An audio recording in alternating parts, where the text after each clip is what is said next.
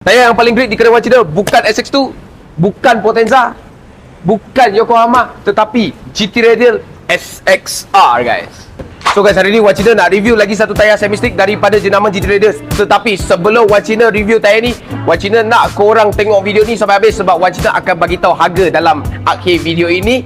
Dengan juga kalau korang belum follow lagi, korang tolong follow lah Wan Cina supaya korang dapat lagi info tentang tayar ataupun rim lah. Okay, so GT Radial Champiro SXR, tayar semi-stick yang lagi lekat lantai berbanding dengan SX2 yang Wan Cina hari-hari review. Okay, harga dia akhir video lah. Okay, spek tayar adalah track wear dia 200, traction AA, temperature dia A. Untuk SXR ni, dia lagi lekat lantai berbanding SX2. Kalau korang nak masuk track ke, naik genting ke, nak cari tayar yang memang lekat lantai, bolehlah cari GT Radial Champiro SXR. Baru saja sampai kedai Wan Cina tahun semua 24. Okey, sekarang kita cakap sikit pasal harga. Harga yang tepat kita tak nak bagi tahu, tetapi harga dia alang-alang dah boleh beli Yokohama Avant Flavor dengan juga Potenza RD004. Korang bayangkan harga dia berapa saja.